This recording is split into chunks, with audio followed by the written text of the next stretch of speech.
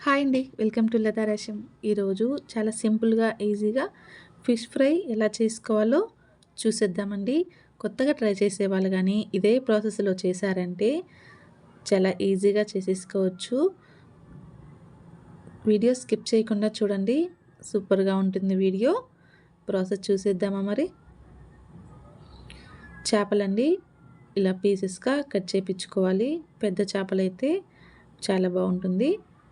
ఇలా మొత్తం కట్ చేపించుకున్నాక 1కి 4 సార్లు కల్లుప్పు అండి. అందరి ఇళ్ళల్లో కల్లుప్పు ఉంటుంది కదా! కల్లుప్పు వేసి మంచిగా 4, 5 సార్లు కడగాలండి. కడగటం వల్ల చేపలకి పైన పొట్టు పోతుంది. నీచు వాసన అదే పోతుందండి. సూపర్‌గా ఉంటాయి.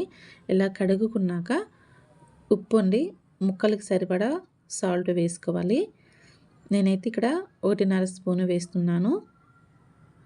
ఇప్పుడు ఒక హాఫ్ స్పూను పసుపు గాని తీసుకోవాలండి. ఇప్పుడు కారం వేసుకోవాలండి. నేనైతే 1.5 స్పూను 2 స్పూన్ల దాకా వేశాను. మీకు ఎక్కువ కారం తినాలనుకున్న వాళ్ళు కొంచెం ఎక్కువగానే వాడుకోవచ్చు. ఇంకా 2 స్పూన్ల ధనియాల పొడి గాని తీసుకోవాలి. ఇదే పద్ధతిలో చేశారంటే చాలా అంటే చాలా బాగుంటుందండి ఫిష్ ఫ్రై. 2 స్పూన్ల అల్లం వెల్లుల్లి పేస్ట్ తీసుకోవాలండి. చాలా అంటే చాలా బాగుంటుంది. ముక్కలకు సరిపడా తీసుకుంటే సరిపోతుందండి. ఇప్పుడు 2 స్పూన్ల ఆయిల్ గాని వేసుకోవాలి. ఆయిల్ వేసుకున్నాక ఇంకా కొంచెం కావాలంటే మీరు నిమ్మకాయ గాని పిండుకోవచ్చండి. లెమన్ జ్యూస్ గాని తీసుకోవచ్చు. నేనైతే ఇక్కడ తీసుకోలేదు. ఇప్పుడు మనం ముందుగా వేసిన అల్లం వెల్లుల్లి పేస్టు మసాలా అంతా ముక్కలకు పట్టేటట్టు ఒక 2 మినిట్స్ కలుపుకోవాలండి. ఇలా కలపడం వల్ల ముక్కలకి మంచిగా మసాలా అంతా పడుతుంది. ఇలా కలిపేసుకోవాలి. కలుపుకున్నాక ఒక 20 మినిట్స్ పక్కన పెట్టుకోవాలండి. అప్పటికి ముక్కలకి మసాలా అంతా పడుతుంది. స్టవ్ ఆన్ చేసి కడాయి పెట్టుకుందాము.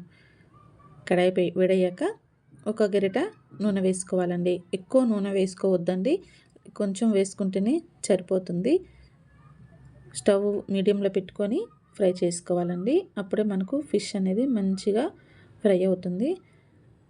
నూనె వేడైపోయింది కదా! ఇప్పుడు 1 లేదా 2 పీసెస్ వేసుకుంటూ ఇలా మీడియంలో ఫ్రై చేసుకోవాలండి. స్టవ్ మీడియంలోనే పెట్టుకోవాలి. లేదంటే త్వరగా మాడిపోయే అవకాశం ఉంటుంది. మంచిగా ఫ్రై అవ్వదు ఫిష్ అనేది. ఇలా 2 సైడ్స్ మంచిగా ఫ్రై చేసుకోవాలండి. ఇలా 2 సైడ్స్ మంచిగా ఫ్రై చేసుకోవాలండి. చాలా సింపుల్‌గా ఫిష్ ఫ్రై తయారు చేసుకోవచ్చు. ఇంతేనండి.